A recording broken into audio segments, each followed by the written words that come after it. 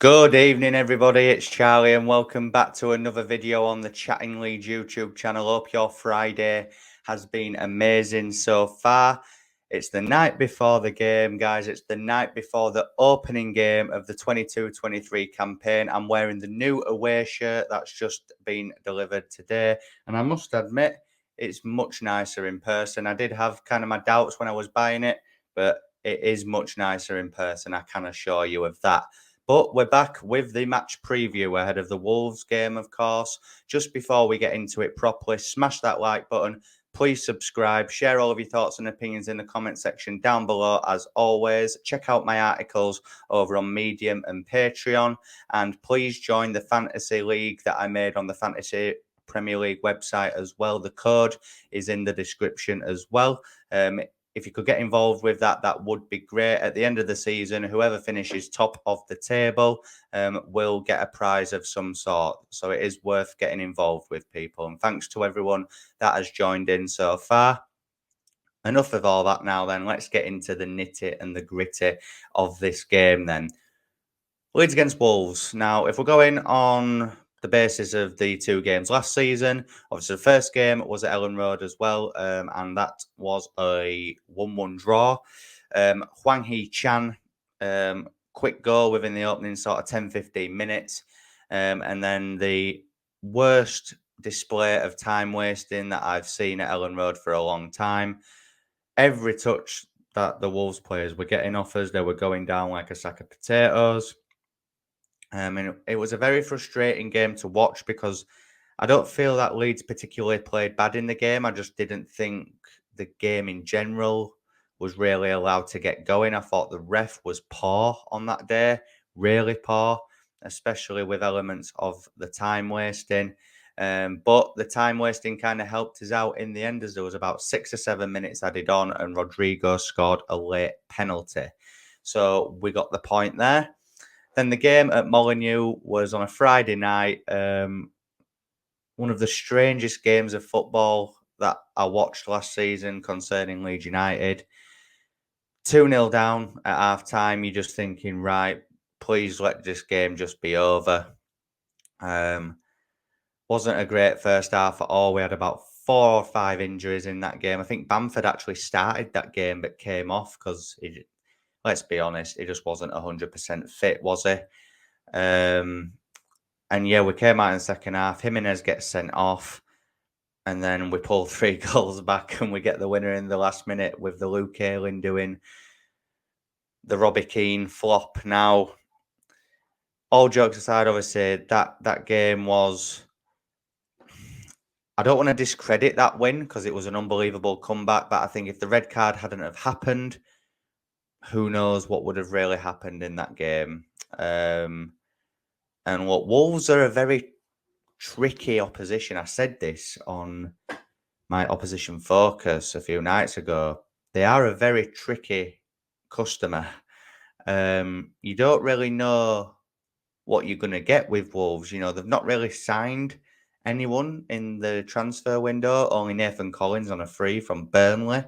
And obviously Dave from the Talking Wolves podcast came on the opposition focus and basically stated that he feels it will be Nathan Collins and Max Kilman that start in as a centre-back pairing, as Wolves are going to go to a 4 at the back, which I think is going to be very interesting. A lot of teams in the Premier League are used to facing Wolves with like a 3 at the back using the wing-backs. But if it's going to be a back 4, you'd probably expect Nelson Semedo, Kilman, Collins. I'm unaware of who their left-back is, if I'm being honest. I don't think they've really recruited in that area.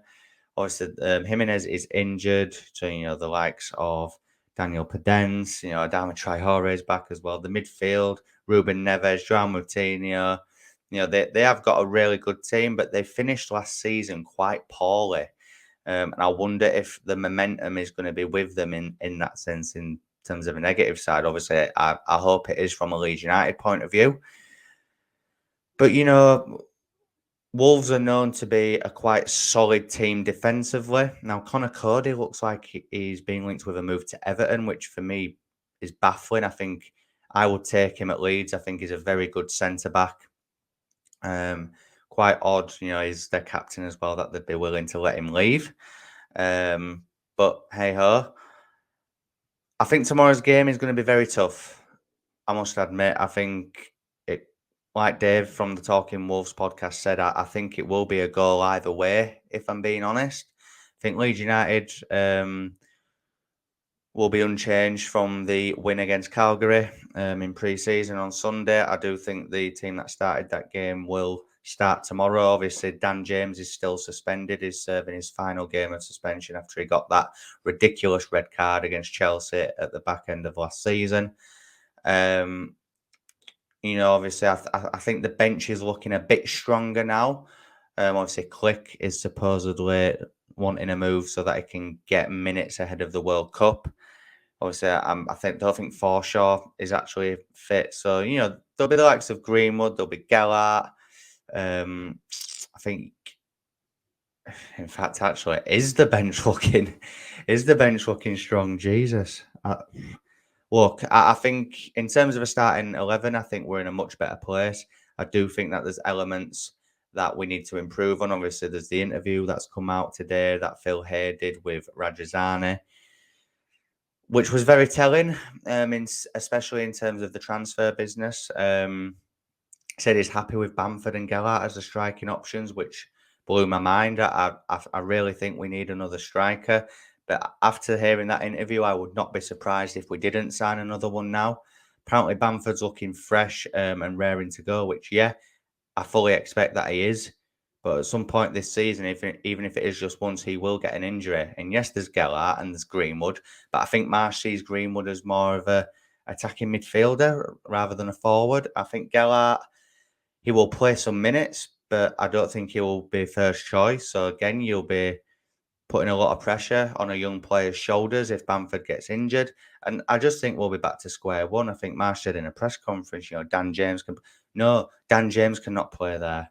Pascal Struijk, yeah, he can do a job at left back, but he's not a left back.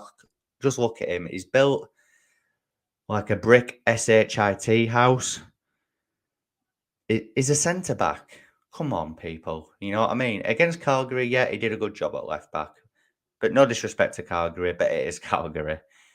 We're going to be facing top-level operators this season, especially from the top 6, 7 or 8 even. We need a proper left back. And yes, when Firpo comes back, he will be the obvious first choice. But that's only because he's the only left back. Apparently, Marsh sees him as first choice, even if we do sign another, which again blows my mind. Firpo is not a good footballer. He just isn't. And yeah, he could come back and he could prove everyone wrong. And boy, do I hope he does. But can we see it happening? No. If he does, as I've said, if he does, fair enough. And I'm open to giving him a chance when he comes back I would give him a few games. If we don't see anything of real significance within a few games, it's not worked. 13 million quid was spent on him. That could have gone elsewhere for me. But that's another story. How I see this game going, I think it'll be a very tough game. I think it could be another frustrating afternoon in terms of Wolves' time wasting if they do go a goal up in the first half. I think the longer we keep them out, the better for us. I know that sounds like an obvious thing to say, but I think if we start the game well, you always know within the first 10, 15 minutes what Leeds United are going to turn up. If I see a performance, if I see fight and a good level of performance from everyone out there within the first 10, 15 minutes, then I'll be confident of a Leeds United victory. If we start off a bit shaky, then that's when the anxiety will kick in. The pre-game anxiety has already started to kick in. I just don't know what to expect from this game. The Calgary game, was that telling in terms of how we're going to set up and how we're going to perform? Yeah, a little bit, but it's a second division Italian team that we're talking about here. And even for a brief 5-10 minute spell, they cut us open and score 2 goals. I think defensively, we still look a little bit suspect, but I do think it's a lot better with the double pivot of Tyler Adams and Mark Rocker in there. I do think that adds a lot more solidity in that midfield area. I do feel that up front, obviously the 3 in behind Bamford will probably be Aronson, Rodrigo and Harrison. Obviously, Patrick Bamford up front. I am confident that we can create and we can score goals with that attack. I think Brendan Aronson, as I said in my predicted 11 last night, for a smaller guy, he's got amazing upper body strength. He carries the ball well. He's always wanting to create opportunities and have a shot at goal. I do think we will create opportunities tomorrow. I just hope that we've got the players out there to bury them, which I do think we do, if I'm being honest. And we'll end on a score prediction then. So I'm going to give you 2 score predictions, actually. So my heart is saying 2-1 Leeds United. I do feel that Wolves will score in this game. I don't know who will score first, obviously, but I do feel that Wolves will score. I think they've got the quality to at least take an opportunity. But my I say intelligent, my head is saying a 1-1 draw, if I'm being honest. I'm going to say it with my chest now. I'm not saying that this will happen because Leeds could lose this game, obviously, because Wolves are a very good outfit. I can't see us losing this game at the minute. How I'm feeling right now, I can't see us losing. I think the worst case scenario is that we get a point, which, even if we get a point, that'll still be a better start to the last 2 Premier League seasons as we've been beaten on both occasions. The Liverpool game, obviously, on the first season, that was a much better game. And it's actually the happiest I've been after a defeat ever. And let's not talk about our outing at Old Trafford on the opening day of last season. Hopefully this season will be better. Hopefully we can start off with a win. If we win, I think it'll be 2-1. But worst case scenario, I do think it'll be a 1-1 draw. Hit me up in the comment section down below with all your thoughts and opinions, as you always do. Smash that like button if you've enjoyed this video. Please subscribe if you're new to the channel. And as I said at the beginning, check out my articles on Medium and Patreon. There will be a match review article after the Wolves game at some point over the weekend or possibly Monday. So make sure that you check out the updates on that. Join the Fantasy Premier League that I've made as well. The code for that is in the description. And I will be back tomorrow night after the Wolves game with hopefully a good match reaction. I'll see you in a bit. Cheers.